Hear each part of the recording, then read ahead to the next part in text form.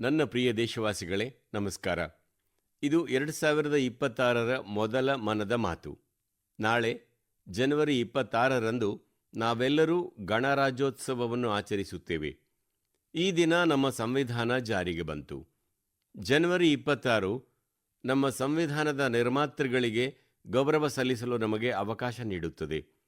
ಜನವರಿ 25 ಇಂದಿನ ದಿನ ಕೂಡ ಬಹಳ ಪ್ರಮುಖ ದಿನ. ಇಂದು ರಾಷ್ಟ್ರೀಯ ಮತದಾರರ ದಿನ. ಮತದಾರರು ಪ್ರಜಾಪ್ರಭುತ್ವದ ಆತ್ಮವಿದ್ದಂತೆ. ಸ್ನೇಹಿತರೆ, ಸಾಮಾನ್ಯವಾಗಿ ಯಾರೇ ಆಗಲಿ 18 ವರ್ಷ ತುಂಬಿದಾಗ ಅವರು ಮತದಾರರಾಗುತ್ತಾರೆ. ಅದನ್ನು ಜೀವನದ ಒಂದು ಸಾಮಾನ್ಯ ಸಂಗತಿ ಎಂದೇ ಪರಿಗಣಿಸಲಾಗುತ್ತದೆ. ಆದರೆ ವಾಸ್ತವದಲ್ಲಿ ಈ ಸಂದರ್ಭ ಯಾವುದೇ ಭಾರತೀಯನ ಜೀವನದಲ್ಲಿ ಒಂದು ದೊಡ್ಡ ಮೈಲಿಗಲ್ಲಾಗಿದೆ.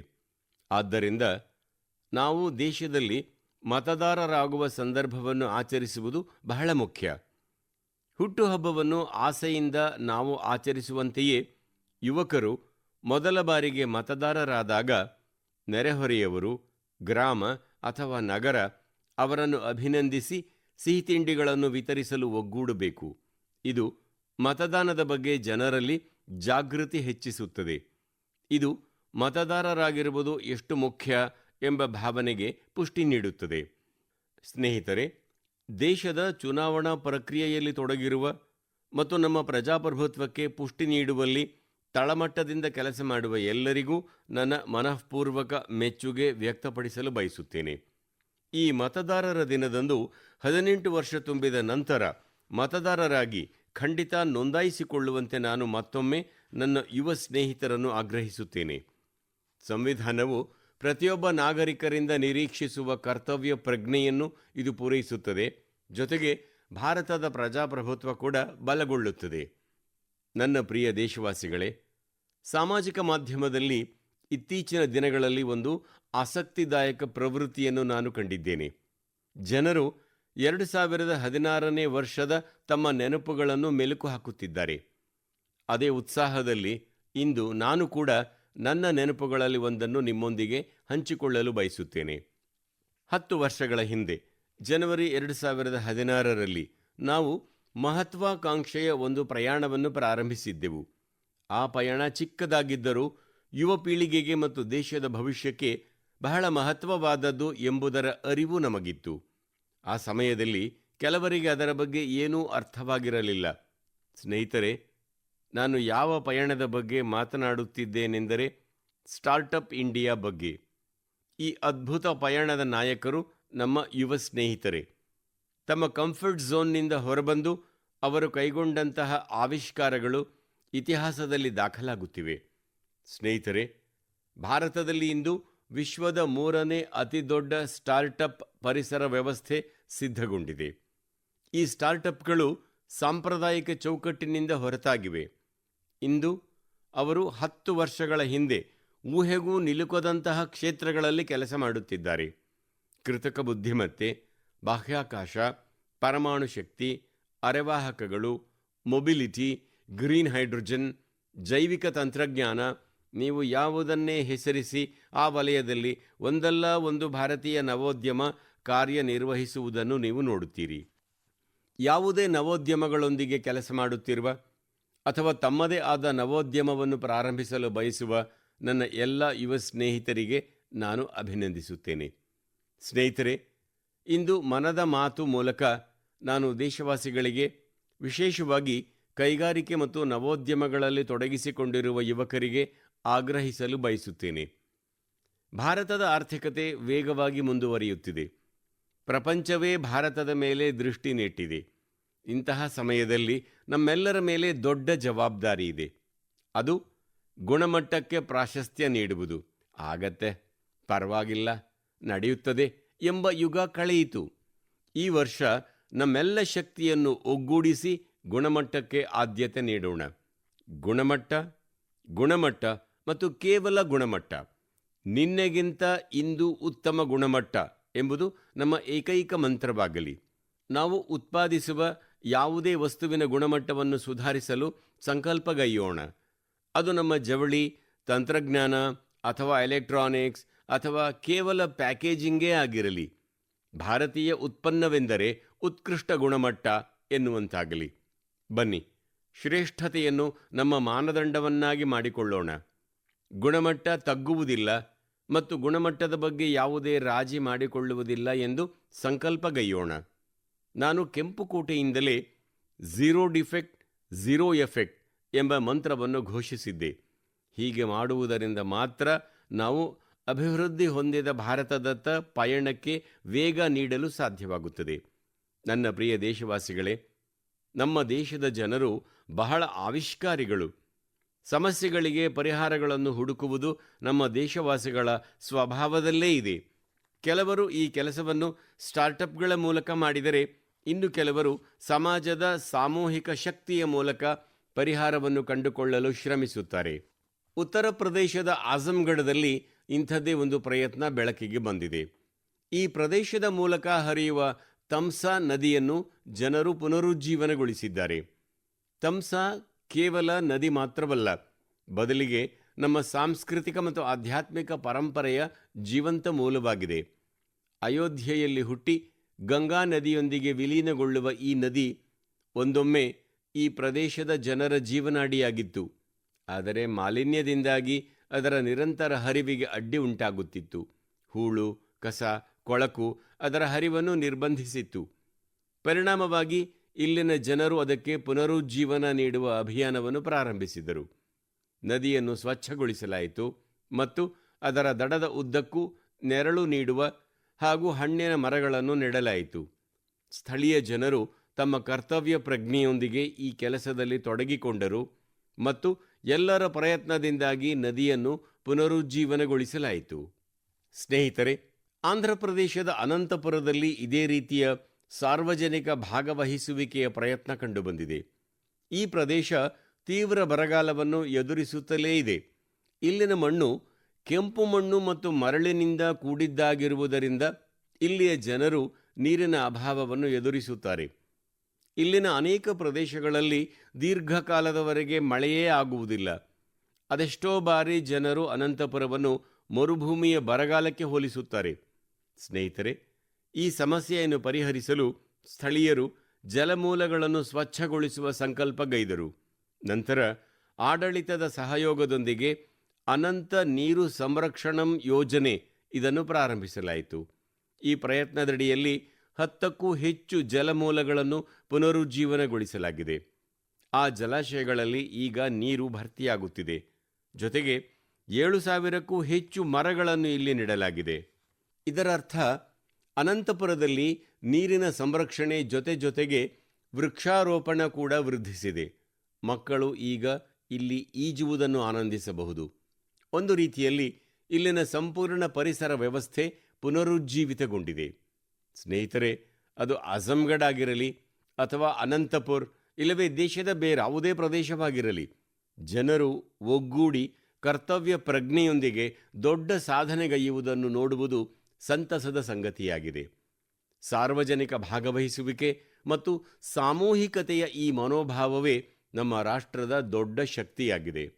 ನನ್ನ ಪ್ರಿಯ ದೇಶವಾಸಿಗಳೇ, ಶತಮಾನಗಳಿಂದ ನಮ್ಮ ದೇಶದಲ್ಲಿ ಭಜನೆಗಳು ಮತ್ತು ಕೀರ್ತನೆಗಳು ನಮ್ಮ ಸಂಸ್ಕೃತಿಯ ಆತ್ಮದಂತಿವೆ. ನಾವು ದೇವಾಲಯಗಳಲ್ಲಿ ಭಜನೆಗಳನ್ನು ಕೇಳಿದ್ದೇವೆ, ಕಥೆಗಳನ್ನು ಕೇಳುತ್ತಿದ್ದೇವೆ ಮತ್ತು ಪ್ರತಿ ಯುಗವೂ ಅದರ ಕಾಲಕ್ಕೆ ಅನುಗುಣವಾಗಿ ಭಕ್ತಿಯ ಸಾರದಲ್ಲಿ ಮಿಂದೆದ್ದಿದೆ.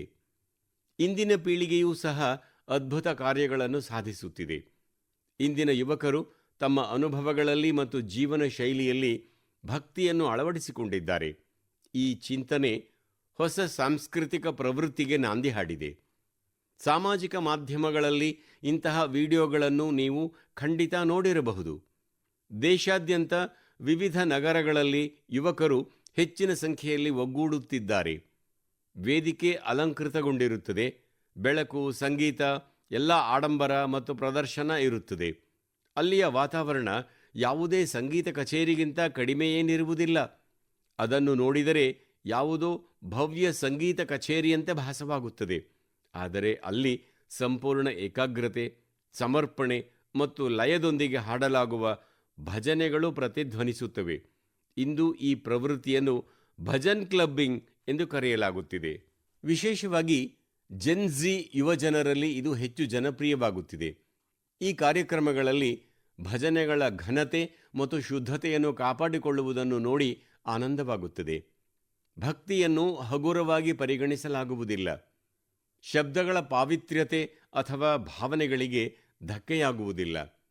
ವೇದಿಕೆ ಆಧುನಿಕವಾಗಿರಬಹುದು, ಸಂಗೀತ ಪ್ರಸ್ತುತಿ ವಿಭಿನ್ನವಾಗಿರಬಹುದು, ಆದರೆ ಮೂಲ ಭಾವ ಒಂದೇ ಆಗಿರುತ್ತದೆ. ಅಲ್ಲಿ ಆಧ್ಯಾತ್ಮಿಕತೆಯ ನಿರಂತರ ಹರಿವು ಅನುಭವಿಸಲ್ಪಡುತ್ತದೆ. ನನ್ನ ಪ್ರಿಯ ದೇಶವಾಸಿಗಳೇ, ಇಂದು ನಮ್ಮ ಸಂಸ್ಕೃತಿ ಮತ್ತು ಹಬ್ಬಗಳು ಪ್ರಪಂಚದಾದ್ಯಂತ ತಮ್ಮದೇ ಛಾಪನ್ನು ಮೂಡಿಸುತ್ತಿವೆ. ಪ್ರಪಂಚದ ಮೂಲೆ ಮೂಲೆಯಲ್ಲಿಯೂ ಭಾರತೀಯ ಹಬ್ಬಗಳನ್ನು ಅತ್ಯಂತ ಉತ್ಸಾಹ ಮತ್ತು ಸಂತೋಷದಿಂದ ಆಚರಿಸಲಾಗುತ್ತದೆ.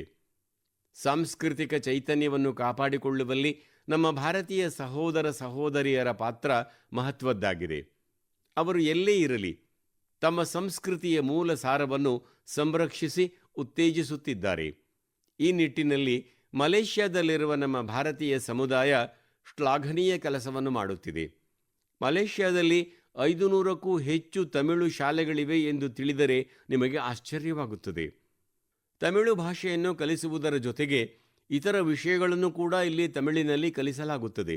ಅಲ್ಲದೆ ತೆಲುಗು ಮತ್ತು ಪಂಜಾಬಿ ಸೇರಿದಂತೆ ಇತರ ಭಾರತೀಯ ಭಾಷೆಗಳ ಮೇಲೆ ವಿಶೇಷ ಗಮನ ಹರಿಸಲಾಗುತ್ತಿದೆ. ಸ್ನೇಹಿತರೆ, ಭಾರತ ಮತ್ತು ಮಲೇಷ್ಯಾ ನಡುವಿನ ಐತಿಹಾಸಿಕ ಮತ್ತು ಸಾಂಸ್ಕೃತಿಕ ಸಂಬಂಧಗಳನ್ನು ಬಲಪಡಿಸುವಲ್ಲಿ ಒಂದು ಸಂಸ್ಥೆ ಮಹತ್ವದ ಪಾತ್ರ ವಹಿಸಿದೆ. ಇದರ ಹೆಸರು ಮಲೇಷ್ಯಾ ಇಂಡಿಯಾ ಹೆರಿಟೇಜ್ ಸೊಸೈಟಿ. ವಿವಿಧ ಕಾರ್ಯಕ್ರಮಗಳ ಜೊತೆಗೆ ಈ ಸಂಸ್ಥೆ 2 ದೇಶಗಳನ್ನು ಸಂಪರ್ಕಿಸುವ ಸಾಂಸ್ಕೃತಿಕ ತಾಣಗಳನ್ನು ಒಳಗೊಂಡ ಹೆರಿಟೇಜ್ ವಾಕ್ ಸಹ ಆಯೋಜಿಸುತ್ತದೆ. ಕಳೆದ ತಿಂಗಳು ಮಲೇಷ್ಯಾದಲ್ಲಿ ಲಾಲ್ ಪಾಡ್ ಸಾಡಿ ಐಕಾನಿಕ್ ವಾಕ್ ಆಯೋಜಿಸಲಾಗಿತ್ತು. ಈ ಸೀರೆ ನಮ್ಮ ಬಂಗಾಳಿ ಸಂಸ್ಕೃತಿಯೊಂದಿಗೆ ವಿಶೇಷ ಸಂಬಂಧವನ್ನು ಹೊಂದಿದೆ. ಈ ಕಾರ್ಯಕ್ರಮದಲ್ಲಿ ಅತ್ಯಂತ ಹೆಚ್ಚಿನ ಸಂಖ್ಯೆಯಲ್ಲಿ ಈ ಸೀರೆಯನ್ನು ಧರಿಸಿದ ಜನರು ಹೊಸ ದಾಖಲೆ ನಿರ್ಮಿಸಿದರು.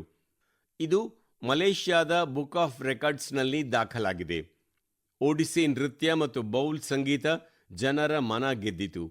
ನಾನು ಹೇಳಬಲ್ಲೆ, ಸಾಯಾ ಬರ್ಬಂಗಾ ದೆಂಗಾನ್ ಡಿಯೋಸ್ಪಾರಾ ಇಂಡಿಯಾ ದಿ ಮಲೇಷ್ಯಾ ಮೆರೆಕಾ ಮಂಬಾವಾ ಇಂಡಿಯಾ ದಾನ್ ಮಲೇಷ್ಯಾ ಸೆಮಾಕಿನ್ ರಾಪಾ.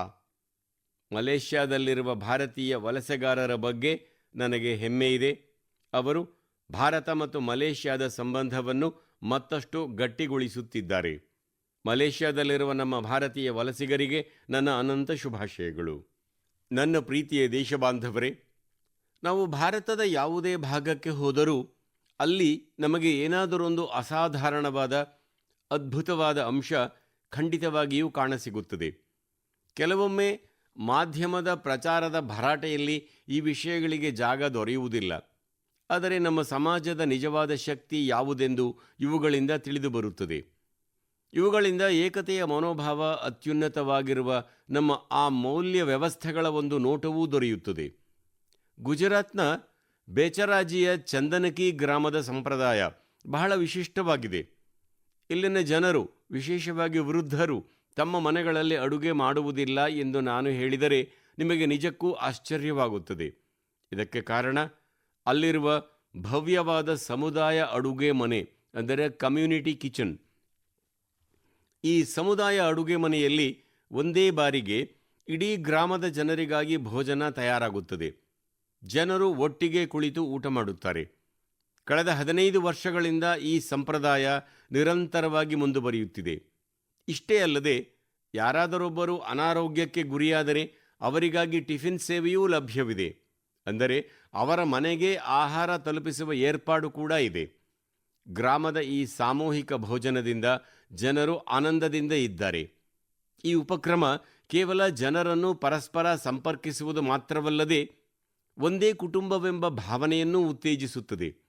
ಸ್ನೇಹಿತರೆ, ಭಾರತದ ಕೌಟುಂಬಿಕ ವ್ಯವಸ್ಥೆ, ಫ್ಯಾಮಿಲಿ ಸಿಸ್ಟಮ್, ನಮ್ಮ ಸಂಪ್ರದಾಯದ ಅವಿಭಾಜ್ಯ ಅಂಗವಾಗಿದೆ. ವಿಶ್ವದ ಅನೇಕ ದೇಶಗಳಲ್ಲಿ ಇದನ್ನು ಬಹಳ ಕುತೂಹಲದಿಂದ ನೋಡಲಾಗುತ್ತದೆ.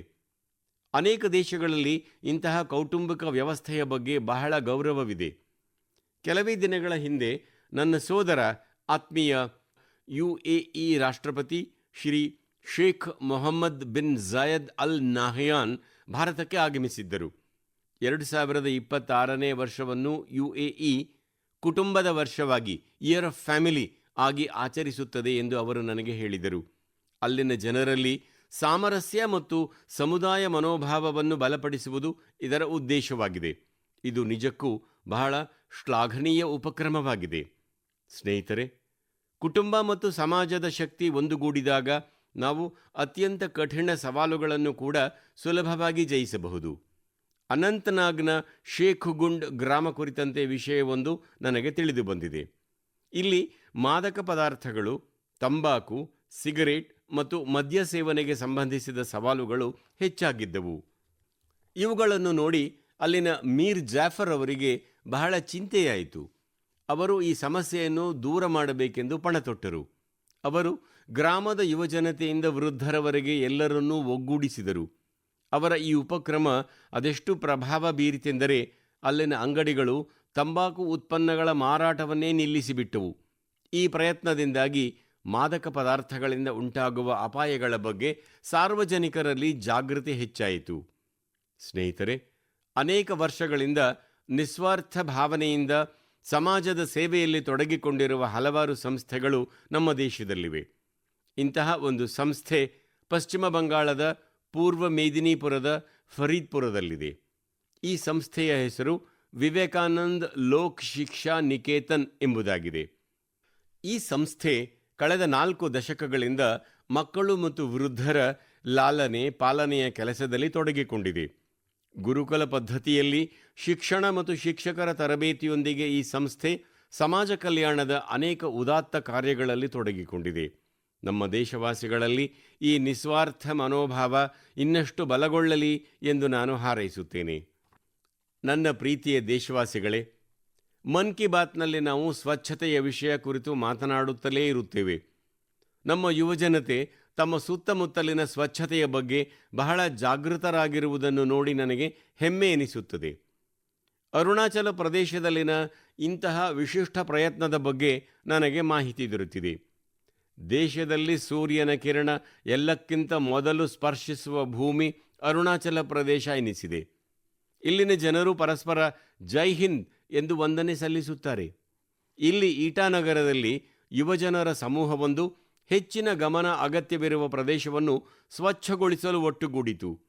ಈ ಯುವಜನರು ಬೇರೆ ಬೇರೆ ನಗರಗಳಲ್ಲಿ ಸಾರ್ವಜನಿಕ ಸ್ಥಳಗಳನ್ನು ಸ್ವಚ್ಛಗೊಳಿಸುವ ಕೆಲಸವನ್ನು ತಮ್ಮ ಧ್ಯೇಯವಾಗಿಸಿಕೊಂಡರು. ನಂತರ ಇಟಾನಗರ್, ನಾಹರ್ಲಾಗುನ್, ದೋಯಿಮುಖ್, ಸೇಪ್ಪಾ, ಪಾಲಿನ್ ಮತ್ತು ಪಾಸಿಘಾಟ್ನಲ್ಲಿ ಕೂಡ ಈ ಅಭಿಯಾನ ನಡೆಸಲಾಯಿತು. ಈ ಯುವಜನರು ಈಗ ಸುಮಾರು 11 ಲಕ್ಷ ಕಿಲೋಗಳಿಗಿಂತಲೂ ಅಧಿಕ ತ್ಯಾಜ್ಯ ತೊಲಗಿಸಿ ಸ್ವಚ್ಛಗೊಳಿಸಿದ್ದಾರೆ. ಯೋಚಿಸಿ ನೋಡಿ ಸ್ನೇಹಿತರೆ, ಯುವಜನರು ಒಟ್ಟಾಗಿ ಸೇರಿ 11 ಲಕ್ಷ ಕಿಲೋ ತ್ಯಾಜ್ಯ ತೊಲಗಿಸಿದ್ದಾರೆ. ಸ್ನೇಹಿತರೆ, ಇನ್ನೊಂದು ಉದಾಹರಣೆ ಅಸ್ಸಾಂನಿಂದ. ಅಸ್ಸಾಂನ ನಾಗಾಂವ್ನಲ್ಲಿ ಹಳೆಯ ಬೀದಿಗಳೊಂದಿಗೆ ಜನರು ಭಾವನಾತ್ಮಕ ಅನುಬಂಧ ಹೊಂದಿದ್ದಾರೆ. ಇಲ್ಲಿ ಕೆಲವರು ಒಗ್ಗಟ್ಟಾಗಿ ತಮ್ಮ ಬೀದಿಗಳನ್ನು ಸ್ವಚ್ಛಗೊಳಿಸಲು ನಿರ್ಧರಿಸಿದರು. ಕ್ರಮೇಣ ಅಧಿಕ ಸಂಖ್ಯೆಯಲ್ಲಿ ಜನರು ಅವರೊಂದಿಗೆ ಸೇರಿಕೊಂಡರು. ಈ ರೀತಿಯಾಗಿ ಒಂದು ತಂಡ ರಚಿಸಲಾಯಿತು. ಇದು ಬೀದಿಗಳಿಂದ ಬಹಳಷ್ಟು ಕಸವನ್ನು ತೊಲಗಿಸಿತು. ಸ್ನೇಹಿತರೆ, ಬೆಂಗಳೂರಿನಲ್ಲಿಯೂ ಇದೇ ರೀತಿಯ ಪ್ರಯತ್ನ ಮಾಡಲಾಗುತ್ತಿದೆ. ಬೆಂಗಳೂರಿನಲ್ಲಿ ಸೋಫಾ ತ್ಯಾಜ್ಯ ಒಂದು ದೊಡ್ಡ ಸಮಸ್ಯೆಯಾಗಿ ಹೊರಹೊಮ್ಮಿದ್ದು, ಕೆಲವು ವೃತ್ತಿಪರರು ಒಗ್ಗೂಡಿ ಈ ಸಮಸ್ಯೆಯನ್ನು ತಮ್ಮದೇ ಆದ ರೀತಿಯಲ್ಲಿ ಪರಿಹರಿಸುತ್ತಿದ್ದಾರೆ.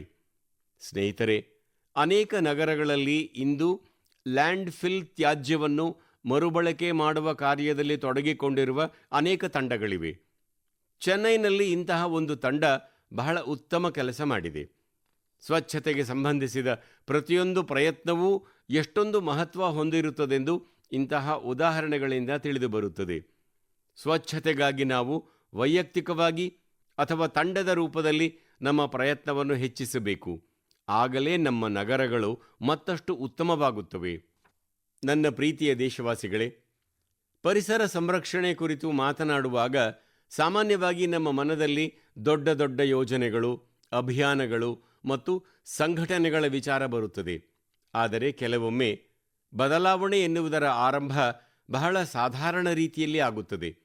ಓರ್ವ ವ್ಯಕ್ತಿಯಿಂದ, ಒಂದು ಇಲಾಖೆಯಿಂದ, ಒಂದು ಹೆಜ್ಜೆಯಿಂದ ಮತ್ತು ಸತತವಾಗಿ ಮಾಡುವ ಸಣ್ಣ ಸಣ್ಣ ಪ್ರಯತ್ನಗಳಿಂದ ಕೂಡ ಬಹುದೊಡ್ಡ ಬದಲಾವಣೆ ಉಂಟಾಗುತ್ತದೆ. ಪಶ್ಚಿಮ ಬಂಗಾಳದ ಕೂಚ್ ಬಿಹಾರ್ ನಿವಾಸಿ ಬೇನೋಯ್ ದಾಸ್ ಅವರ ಪ್ರಯತ್ನ ಇದಕ್ಕೆ ಒಂದು ಉದಾಹರಣೆಯಾಗಿದೆ.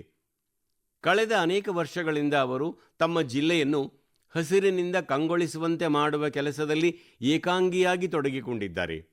ಬೇನೋಯ್ ದಾಸ್ ಸಾವಿರಾರು ಗಿಡಗಳನ್ನು ನೆಟ್ಟಿದ್ದಾರೆ. ಹಲವು ಬಾರಿ ಸಸಿಗಳ ಖರೀದಿಯಿಂದ ಹಿಡಿದು ಅವುಗಳನ್ನು ನೆಡುವುದು ಮತ್ತು ಆರೈಕೆ ಮಾಡುವವರೆಗೆ ಎಲ್ಲ ವೆಚ್ಚಗಳನ್ನು ತಾವೇ ಭರಿಸಿದ್ದಾರೆ. ಅಗತ್ಯವಿರುವಾಗ ಅಲ್ಲಿನ ಸ್ಥಳೀಯರು, ವಿದ್ಯಾರ್ಥಿಗಳು ಮತ್ತು ಪುರಸಭೆಗಳೊಂದಿಗೆ ಸಹಕರಿಸಿ ಕೆಲಸ ಮಾಡಿದ್ದಾರೆ. ಅವರ ಪ್ರಯತ್ನಗಳು ರಸ್ತೆಗಳ ಅಕ್ಕಪಕ್ಕಗಳನ್ನು ಹಸಿರಾಗಿಸಿವೆ. ಸ್ನೇಹಿತರೆ, ಮಧ್ಯಪ್ರದೇಶದ ಪನ್ನಾ ಜಿಲ್ಲೆಯ ಜಗದೀಶ್ ಪ್ರಸಾದ್ ಆಹಿರ್ವಾರ್ ಅವರ ಪ್ರಯತ್ನ ಬಹಳ ಪ್ರಶಂಸನೀಯವಾಗಿದೆ. ಅವರು ಕಾಡಿನಲ್ಲಿ ಬೀಟ್ ಗಾರ್ಡ್ ಆಗಿ ಸೇವೆ ಸಲ್ಲಿಸುತ್ತಿದ್ದಾರೆ. ಒಂದು ಬಾರಿ ಗಸ್ತು ತಿರುಗುತ್ತಿದ್ದಾಗ ಕಾಡಿನಲ್ಲಿ ಬೆಳೆದಿರುವ ಅನೇಕ ಔಷಧೀಯ ಸಸ್ಯಗಳ ಬಗ್ಗೆ ಮಾಹಿತಿಯನ್ನು ವ್ಯವಸ್ಥಿತವಾಗಿ ದಾಖಲಾಗಿಸಲಾಗಿಲ್ಲ ಎಂದು ಅರಿವಾಯಿತು. ಜಗದೀಶ್ ಅವರು ಈ ಮಾಹಿತಿಯನ್ನು ಮುಂದಿನ ಪೀಳಿಗೆಯವರೆಗೂ ತಲುಪಿಸಲು ಬಯಸುತ್ತಾರೆ. ಇದಕ್ಕಾಗಿ ಅವರು ಔಷಧೀಯ ಸಸ್ಯಗಳನ್ನು ಗುರುತಿಸಲು ಮತ್ತು ಅವುಗಳನ್ನು ದಾಖಲಿಸಲು ಆರಂಭಿಸಿದರು. ಅವರು 125ಕ್ಕೂ ಅಧಿಕ ಔಷಧೀಯ ಸಸ್ಯಗಳನ್ನು ಗುರುತಿಸಿದರು. ಪ್ರತಿಯೊಂದು ಸಸ್ಯದ ಚಿತ್ರ, ಹೆಸರು, ಉಪಯೋಗ, ದೊರೆಯುವ ಸ್ಥಳದ ಮಾಹಿತಿ ಸಂಗ್ರಹಿಸಿದರು. ಸಂಗ್ರಹಿಸಿದ ಮಾಹಿತಿಯನ್ನು ಅರಣ್ಯ ಇಲಾಖೆ ಸಂಗ್ರಹಿಸಿ ಪುಸ್ತಕದ ರೂಪದಲ್ಲಿ ಪ್ರಕಟಿಸಿತು. ಈ ಪುಸ್ತಕದಲ್ಲಿ ನೀಡಲಾಗಿರುವ ಮಾಹಿತಿ ಈಗ ಸಂಶೋಧಕರು, ವಿದ್ಯಾರ್ಥಿಗಳು ಮತ್ತು ಅರಣ್ಯಾಧಿಕಾರಿಗಳಿಗೆ ಬಹಳ ಉಪಯುಕ್ತವಾಗಿದೆ. ಸ್ನೇಹಿತರೆ, ಪರಿಸರ ಸಂರಕ್ಷಣೆಯ ಈ ಭಾವನೆ ಇಂದು ಸಾಕಷ್ಟು ದೊಡ್ಡ ಮಟ್ಟದಲ್ಲಿ ಕಂಡುಬರುತ್ತಿದೆ. ಇದೇ ಚಿಂತನೆಯೊಂದಿಗೆ ದೇಶಾದ್ಯಂತ ಒಂದು ಸಸಿ ತಾಯಿಯ ಹೆಸರಿನಲ್ಲಿ ಅಭಿಯಾನ ನಡೆಸಲಾಗುತ್ತಿದೆ. ಈ ಅಭಿಯಾನದಲ್ಲಿ ಇಂದು ಕೋಟ್ಯಂತರ ಜನರು ಕೈಜೋಡಿಸಿದ್ದಾರೆ. ಇಲ್ಲಿಯವರೆಗೂ ದೇಶದಲ್ಲಿ 200 ಕೋಟಿಗೂ ಹೆಚ್ಚು ಗಿಡಗಳನ್ನು ನೆಡಲಾಗಿದೆ. ಪರಿಸರ ಸಂರಕ್ಷಣೆಯ ಬಗ್ಗೆ ಜನರಲ್ಲಿ ಜಾಗೃತಿ ಹೆಚ್ಚಾಗುತ್ತಿದೆ ಮತ್ತು ಜನರು ಯಾವುದಾದರೊಂದು ರೀತಿಯಲ್ಲಿ ತಮ್ಮ ಕೊಡುಗೆ ನೀಡಲು ಬಯಸುತ್ತಿದ್ದಾರೆ. ನನ್ನ ಪ್ರೀತಿಯ ದೇಶವಾಸಿಗಳೇ, ನಾನು ನಿಮ್ಮೆಲ್ಲರನ್ನೂ ಮತ್ತೊಂದು ವಿಷಯಕ್ಕಾಗಿ ಶ್ಲಾಘಿಸಲು ಬಯಸುತ್ತೇನೆ. ಅದು ಮಿಲೆಟ್ಸ್, ಅಂದರೆ ಸಿರಿಧಾನ್ಯಗಳಿಗಾಗಿ.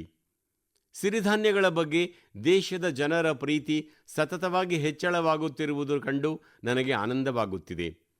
ನಾವು 2023ನೇ ವರ್ಷವನ್ನು ಸಿರಿಧಾನ್ಯಗಳ ವರ್ಷವೆಂದು ಘೋಷಿಸಿದ್ದೆವು.